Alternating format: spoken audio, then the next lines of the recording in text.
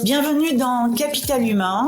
Je suis Magali Siméon, ancienne dirigeante, membre de Comex dans des grands groupes et coach. J'ai vu à quel point les équipes, le capital humain peut transformer une entreprise. Mais la réalité est parfois difficile. Est-ce que vous avez du mal à attirer ou garder les meilleurs talents? Est-ce que vous êtes parfois frustré devant certains départs? Ou est-ce que vous vous demandez combien de vos salariés se lèvent chaque matin avec l'envie de donner le meilleur d'eux-mêmes? Dans ce podcast, nous proposons des histoires inspirantes et vraies, des stratégies concrètes pour transformer votre capital humain en un véritable levier de succès. Alors, est-ce que vous êtes prêt à transformer ou améliorer votre approche? Abonnez-vous et rejoignez-moi chaque semaine pour partager vos défis et célébrer vos succès. Bienvenue à toutes nos auditrices et tous nos auditeurs pour un nouvel épisode de Capital Humain.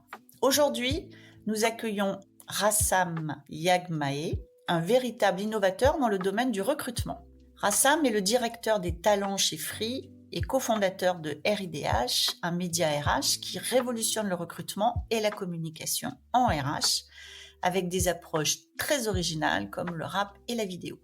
Rassam a su transposer sa créativité dans le monde des ressources humaines en apportant des perspectives différentes et efficaces pour attirer et retenir les talents. Il va nous en parler dans son podcast. Il va aussi donner quelques conseils aux millennials qui sont quand même assez intéressants à écouter. Donc plein de sujets passionnants. Je vous souhaite une très bonne écoute.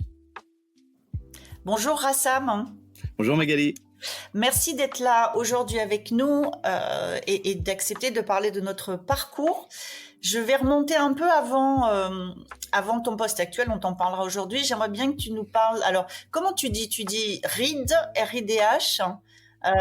Comment tu le prononces et puis comment t'en es venu à intégrer rap et vidéo dans la stratégie RH? Parce que ça, c'est hyper original. Yes. Alors, on dit plutôt RIDH. Pourquoi? Parce que c'est une abréviation de Recruiters in the House. Donc, c'est un petit peu long. Et donc, on a trouvé l'abréviation RIDH. Donc, plutôt RIDH que RID. Et comment on en est venu? C'est une rencontre. Comme souvent, c'est des rencontres qui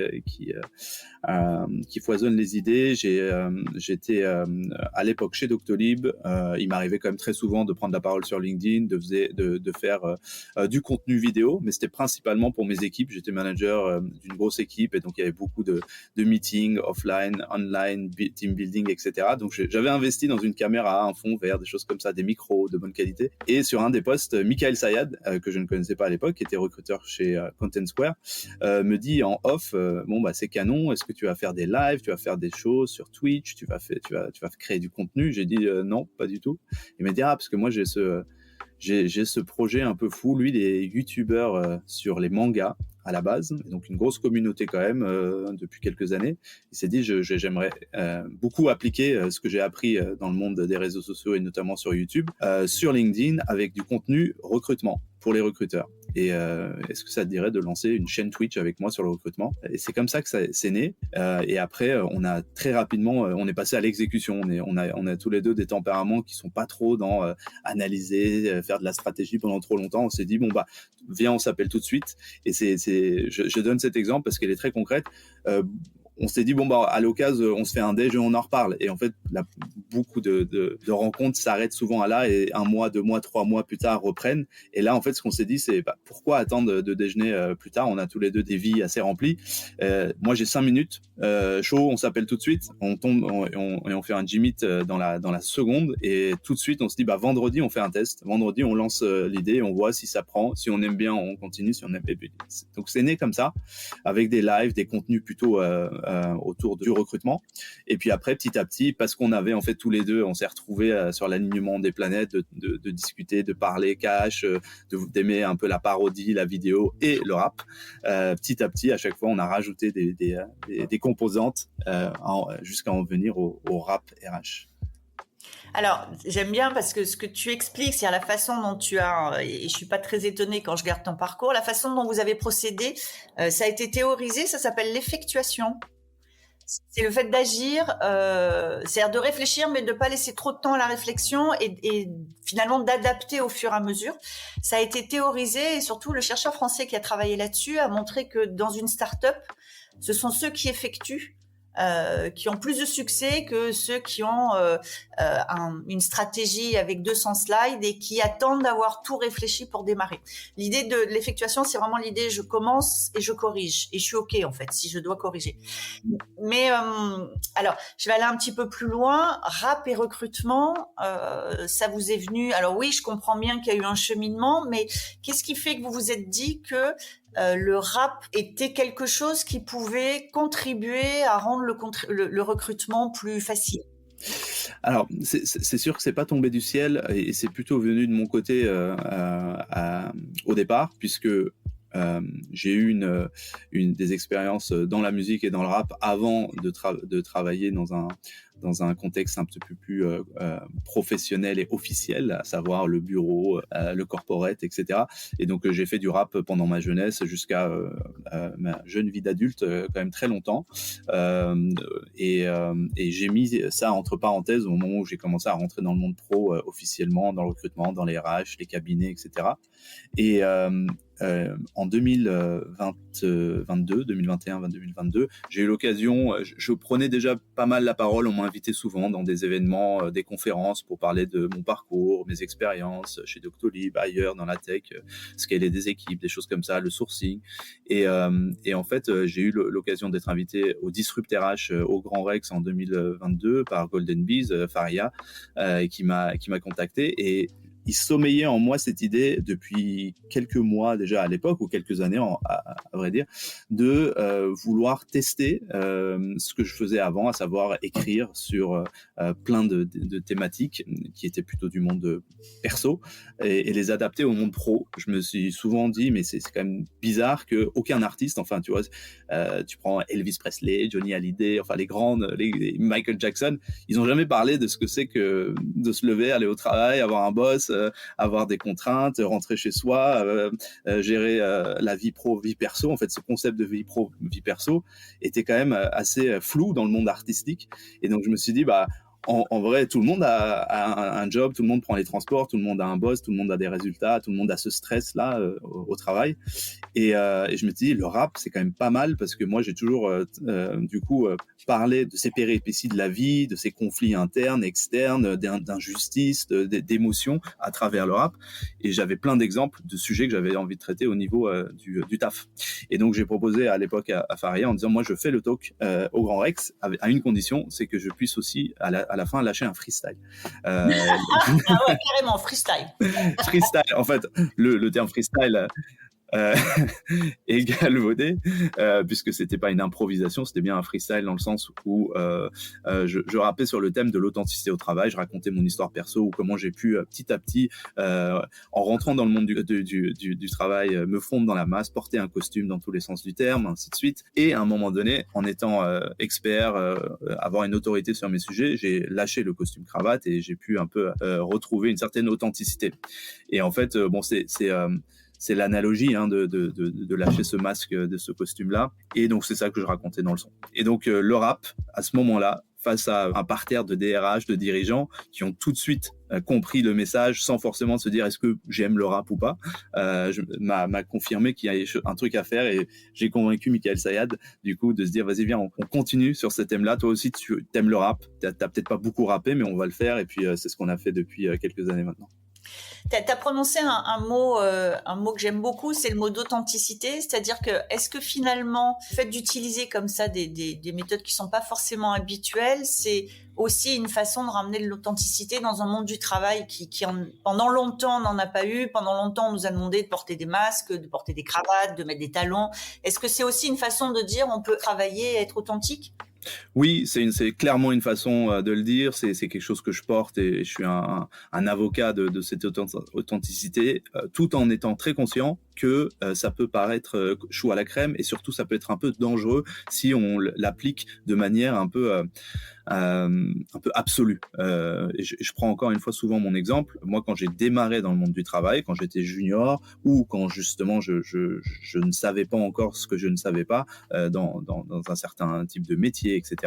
Je me suis quand même fondu dans la masse. J'ai d'abord voulu être performant, bon, créer de la valeur avant de vouloir absolument montrer ma singularité. Et le risque, et j'y contribue peut-être sûrement moi-même en prônant autant l'authenticité, soyons nous-mêmes au travail, ainsi de suite, c'est que certains prennent ce raccourci de se dire, bon, en fait, il suffit d'être pour vouloir, quand je dis être, d'être là, d'être au travail, d'exister, pour devoir exiger qu'on respecte sa singularité. C'est vrai, dans un monde un peu idéal et utopique, en réalité, le monde du travail est un monde très pragmatique et cynique quand même. Donc en fait, si tu veux apporter ces singularités et qu'elles soient perçues de la bonne façon, il faut quand même se dire en parallèle, j'apporte ma valeur ajoutée, je démontre d'abord pour que les gens soient curieux ou qu'ils me voient comme performant, et soit en tout cas c'est mon parcours personnel, et c'est ça qui a fait que le jour où j'ai commencé à rapporter qui j'étais réellement de manière authentique, etc., ça a été forcément amplifié en valeur ajoutée, comme si je l'avais fait dès le jour 1, en disant non, moi je viens, je veux rapper, je veux je veux parler de qui j'étais, etc. C'est-à-dire, ce que tu es en train de nous dire, c'est finalement, tu as commencé par faire tes preuves, et quand tu as été encore plus authentique alors que tu avais fait tes preuves, ça donnait encore plus de potentiel. C'est un peu l'idée de dire, vous avez vu, vous m'avez trouvé bon, et je suis aussi ça. Donc finalement, on peut être bon en étant ça aussi. C'est cette idée-là ? Ouais, exactement. Je pense que c'est vrai dans tous les rapports humains, en fait, quand tu t'intéresses à quelqu'un par rapport à quelque chose qui est important pour toi ou qui a de la valeur pour toi.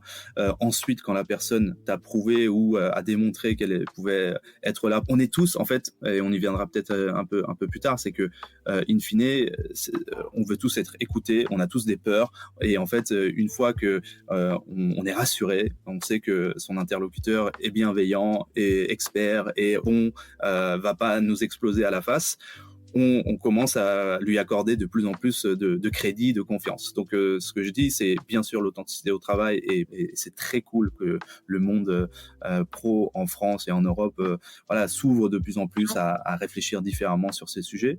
Mais je me fais aussi souvent l'avocat du diable face à des générations un peu plus jeunes, des étudiants qui pourraient comprendre par ça qu'il faut tout de suite être 100% authentique et ne pas faire de concessions. Bien sûr qu'il faut le monde du travail, c'est que des concessions.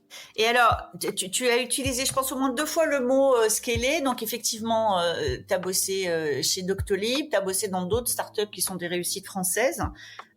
C'est quoi ce qui est important pour un DRH dans une entreprise qui est en phase de scale ? Pour un DRH ou pour un dirigeant, je pense que le scale, c'est la croissance et le fait d'aller vite. Et donc, le concept de temps dans le scale est super important, parce qu'en fait, tout le monde veut faire plus de chiffre d'affaires, plus de rentabilité, rétention de clients, d'abonnés ou de collaborateurs. Ça, c'est à peu près vrai pour n'importe quelle entreprise, j'imagine, même si tu ouvres un restaurant dans un quartier. La spécificité, et qui était très vraie dans un écosystème il y a quelques années, ça change un petit peu, mais ça reste vrai, c'est que l'hypercroissance, les levées de fonds exigeaient surtout un développement de jour en jour, de mois en mois, qui se percevait à travers plus d'abonnés, plus de clients, plus de collaborateurs. En chiffres, on était en train de vouloir faire cette course à l'hypercroissance, et donc de très très bien faire dans un temps très restreint, c'était le sujet du scale. Et donc un DRH, il voulait recruter les meilleurs, mais le plus rapidement possible. Il voulait onboarder les collaborateurs ou des clients de manière simple, mais le plus rapidement possible. Et le plus rapidement possible, c'est quand même toujours le truc qui faisait que l'équation était compliquée, et donc qu'il fallait trouver des hacks, qu'il fallait trouver des façons différentes, réfléchir différemment. Je dis que c'est un peu différent aujourd'hui, même si dans l'absolu c'est quand même le cas, mais simplement le fait que la crise des levées de fonds, la crise de l'argent, grosso modo chez les investisseurs, chez les VC dans les banques, fait qu'aujourd'hui on regarde un petit peu plus la valeur ajoutée type rentabilité EBITDA que simplement la croissance d'autres indicateurs, et que finalement c'est assez sain, parce que ça nous amène aussi à réfléchir sur l'enjeu de la qualité et de la rétention en tant qu'RH. Mais pour un DRH, l'élément en hypercroissance, c'est comment réussir à maintenir ce rythme-là, tout en essayant d'insuffler quand même, j'imagine en tant qu'RH, une vision qui est un peu durable, sustainable en termes de développement des personnes, d'intégration des personnes, courbe d'apprentissage, et laisser le temps aux gens d'arriver à un moment où ils peuvent du coup avoir tous les informations et les outils pour performer dans leur job, ainsi de suite. Et est-ce que tu parles de hack, tu as un hack qui a été pour toi le meilleur à partager en matière de recrutement à ce moment-là? Oui, en fait, quand je dis hack, encore une fois, le terme est un peu galvaudé aujourd'hui, mais typiquement, ça peut être quelque chose de très simple, de se dire, bon, on a toujours fait comme ça nos annonces, on a toujours fait comme ça nos messages d'approche, ou on a toujours fait comme ça nos entretiens avec tant d'étapes dans le process, ou on a toujours voulu recruter dans telle école ou telle école. Le premier hack, c'est déjà de se dire, est-ce que c'est vraiment valable et à quel point est-ce que c'est nécessaire, et vu que le scale, c'est d'aller plus vite. Souvent, quand on enlève, comme dans une recherche de maison ou recherche d'appartement, les agents immobiliers, c'est un peu cliché, mais vont vous dire, voilà, il faut faire des concessions. Bon, le balcon et la piscine et le grand salon, on peut peut-être pas tout avoir. Qu'est-ce qui est le plus important? Tentons différemment. Si on a 2 pièces comme ça, que je vous propose un bien, ainsi de suite. Et dans le recrutement ou dans les sujets RH, c'est à peu près pareil. C'est de trouver des compromis, des alternatives. Et en fait, ça passe souvent par questionner un peu le statu quo. Et donc, ce qui a très bien marché dans le contexte Doctolib, par exemple, parce que moi j'étais notamment en charge de recruter les équipes tech, data, digital, produits, etc. C'était de se dire, ok, cette population, elle a des attentes de plus en plus spécifiques sur le marché, que ce soit en termes de conditions de travail, mais aussi en termes technologiques, en termes de partage d'expérience, en termes de challenge technologique, en termes de salaire, etc. Et comment est-ce qu'on peut tout de suite prendre des petits raccourcis pour parler à cette population sur cette audience cible. Et je prends souvent cet exemple-là, mais sur la féminisation des équipes tech, c'est un sujet, par exemple, moi, qui était assez loin de mes préoccupations à titre perso. J'avais pas, dans d'autres boîtes, réfléchi sur le sujet avant. Chez Doctolib, elle m'est pas apparue comme une espèce de morale absolue qui fait que je voulais défendre. Elle est arrivée, c'est pour ça que je dis le cynisme et le pragmatisme de l'entreprise est souvent, en fait, la meilleure façon d'arriver aux bonnes solutions. Et ensuite, il faut aussi, une fois qu'on a compris quelque chose, commencer à ouvrir son cœur pour voir le fond du sujet. Mais donc je prends cet exemple. Moi, en voulant recruter les meilleurs devs du marché à l'époque en France, j'ai compris que ces devs-là parfois refusaient les offres de Doctolib parce qu'ils se disaient, bah en fait, je n'ai vu aucune femme dans le process de recrutement, je vois pas de contenu sur votre blog tech qui parle et où il y a des autrices sur le sujet.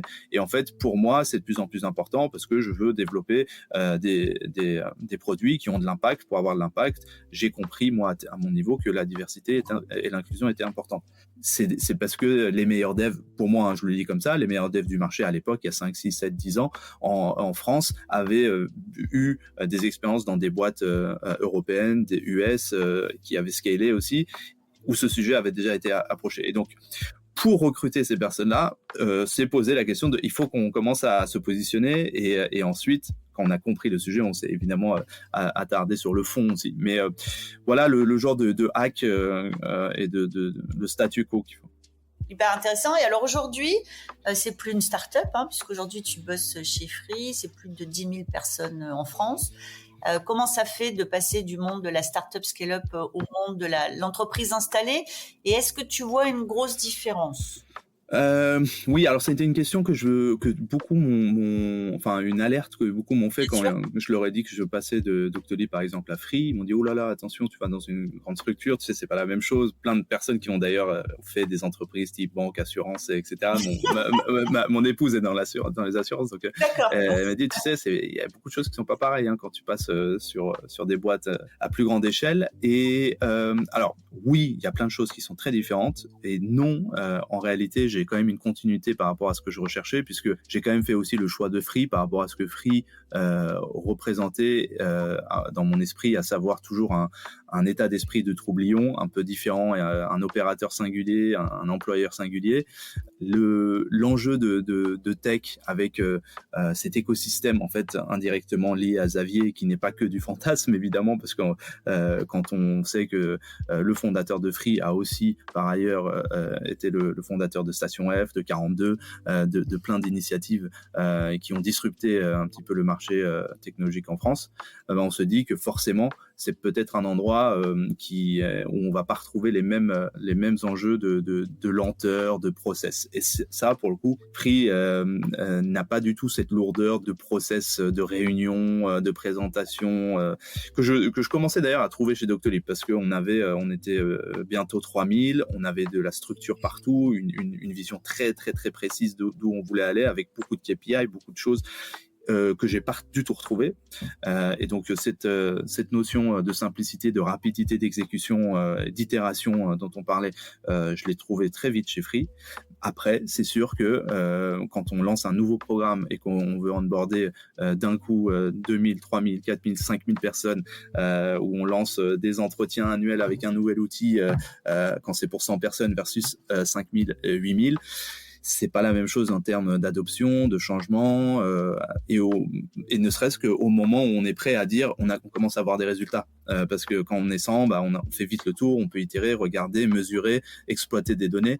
Et là, l'exploitation de ces données, le temps n'est pas le même, et la mesure et les indicateurs sont pas les mêmes, parce qu'en fait, dans un grand groupe, il y a des multidimensionnels, tout le monde n'a pas la définition des mêmes termes. Donc, ça prend plus de temps. Ça m'a appris à être plus patient aussi, et de me dire, ok, en fait, ça va prendre plus de temps, mais en fait, c'est aussi ça le challenge, et de réussir à le faire sur la longueur. Parfois, c'est quand même presque plus gratifiant que de trouver ces fameux hacks dont on parlait.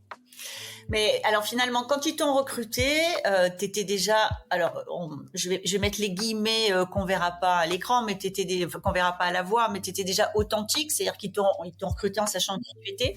Est-ce qu'une fois que tu as intégré Free, ça t'a fait bouger dans ton authenticité, soit parce qu'il y a des choses qui ont évolué, soit parce que tu t'es rendu compte que tu redémarrais dans une boîte où tu étais obligé d'être, comme tu l'as dit, un peu plus dans la preuve, ce conseil que tu donnes aux jeunes avant de pouvoir être vraiment toi. Est-ce que ça t'est arrivé à nouveau, ou est-ce que finalement, arriver à une certaine maturité de carrière, c'est plus nécessaire? Je pense que c'est toujours nécessaire. Je fais partie aussi de ceux qui sont assez humbles de nature, et donc toujours prêts à se dire que je ne sais encore pas beaucoup de choses.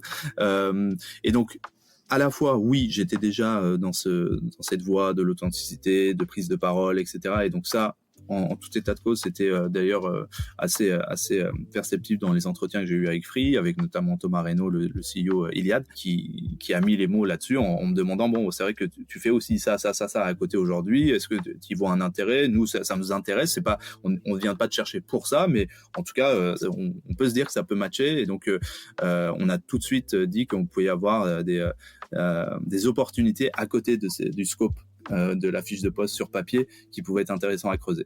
Ensuite, oui, quand j'ai démarré, il y avait quand même beaucoup de choses que j'ai dû apprendre, non seulement parce que mon scope, qui était très très recrutement avant, s'est élargi dans des scopes plus larges, et surtout, il y a plein de choses au niveau RH en fait que je n'avais pas vu à un tel niveau d'échelle, et sur lequel j'ai été très humble, et je le suis encore beaucoup grâce à une équipe qui est là pour aider, etc. Donc les deux sont vrais.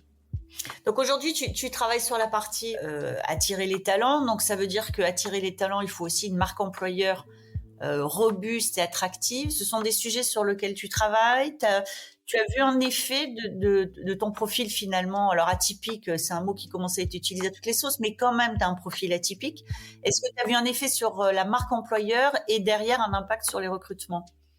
Alors la marque employeur, oui, bien sûr, parce qu'on a depuis que je suis arrivé, il y avait déjà l'idée de lancer une campagne marque employeur, donc la première de l'histoire de Free. Depuis 25 ans, Free ne s'était pas positionné, n'avait pas forcément travaillé sur une marque employeur qui explique les avantages en tant que collaborateur, pourquoi Free est un employeur pas comme les autres. En fait, pendant 20 ans, tout le monde a très vite compris pourquoi Free n'était pas un opérateur comme les autres.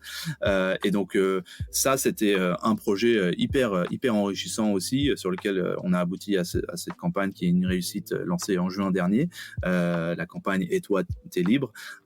Et donc, pour ceux qui écoutent, allez sur être-free.fr, et donc on a créé un site de zéro, 100% en interne, qui à travers des contenus un peu innovants parle de cette spécificité autour de valeurs internes.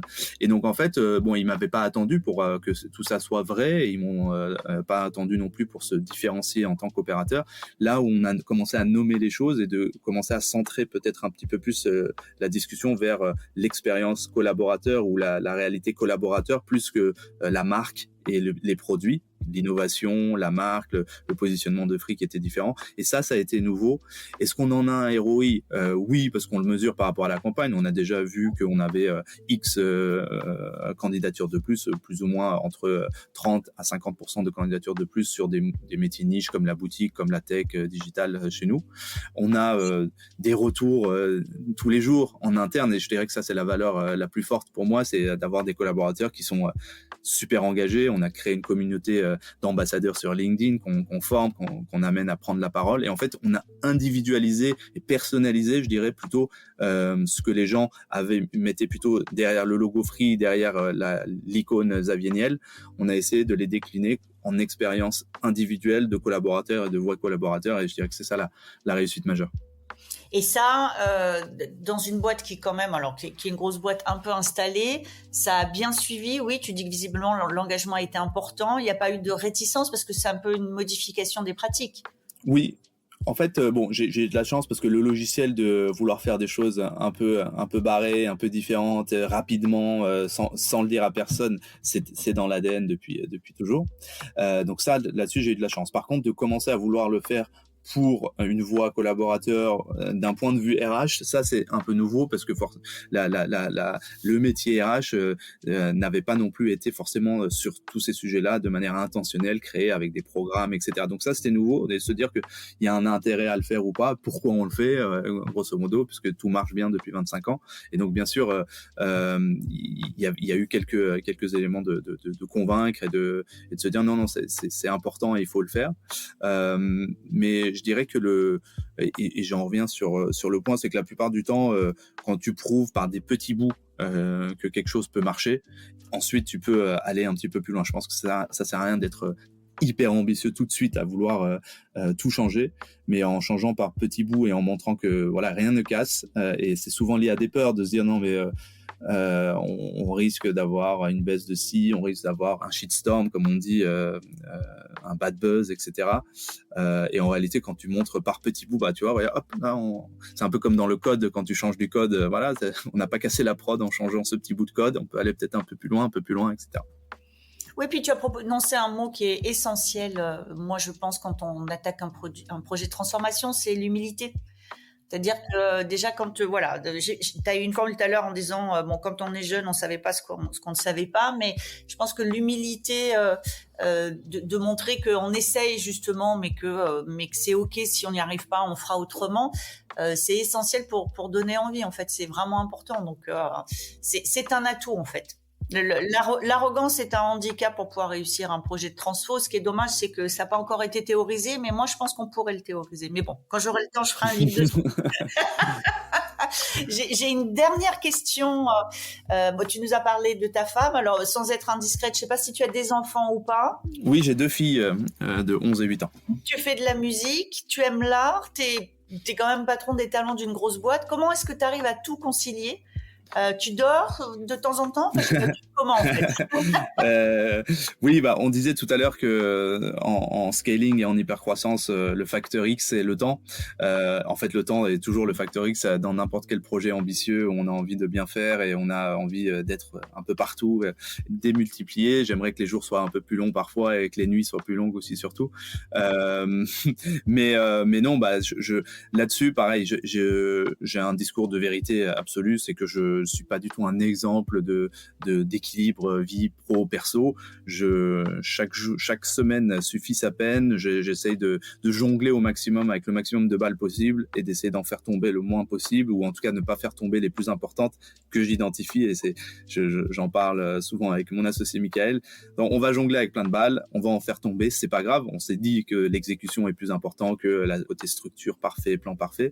Par contre, il y a des balles qu'il faut pas faire tomber. Et donc pour toi c'est peut-être tel endroit de ton taf, pour moi c'est peut-être tel endroit de ma vie perso, etc. Et donc c'est ça qui est l'enjeu majeur, c'est est-ce que je continue à faire jongler les balles les plus importantes en dominante, et qu'en mineur j'en prenne plein au vent. Écoute, c'est une de mes expertises pour lesquelles j'accompagne beaucoup de personnes en coaching. Tu as tout très bien résumé, c'est-à-dire il faut se demander ce qui est important. Et ça, s'y tenir, hein, et puis accepter que sur le reste, ça soit pas parfait. Et la notion d'équilibre, elle est pas pérenne, elle est quasiment quotidienne. Et donc, c'est exactement ça. C'est dans ma vision de mon équilibre à la journée, à la semaine, au mois. Est-ce que je suis bien sur ce que j'avais décidé d'être important? Donc, merci pour cette très bonne synthèse. Et puis, merci pour ce partage, Rassam. Merci à toi, Magali. Nous arrivons au terme de notre discussion avec Rassam, qui a partagé largement et avec générosité son approche et son parcours. Moi, je retiendrai particulièrement que parfois le pragmatisme sert par exemple la parité et que peut-être dans une entreprise, il vaut mieux avoir une intention d'efficacité pour atteindre un objectif que je qualifierais de moral qu'avoir uniquement des bonnes intentions sans qu'elles ne servent aucun objectif. Pour suivre Rassam et découvrir ses projets, n'hésitez pas à consulter son canal YouTube ou à le suivre sur les réseaux sociaux. À tous nos auditeurs et nos auditrices, merci de nous avoir rejoints pour cet épisode et à bientôt. Merci d'avoir été avec nous aujourd'hui. Si vous avez aimé cet épisode, pensez à le partager avec vos collègues ou avec d'autres dirigeants et à nous laisser une petite note. Ça fait toujours plaisir et ça nous aide beaucoup. Vous souhaitez en savoir plus? Abonnez-vous pour rester avec nous et sentez-vous libre de nous faire part de vos réflexions en commentaire. J'adore ça. Et si vous avez envie de partager votre histoire ou vos expériences, n'hésitez pas à me contacter sur mon site Lily facilite la vie info. À bientôt dans Capital Humain, le podcast pour que les salariés soient heureux et productifs.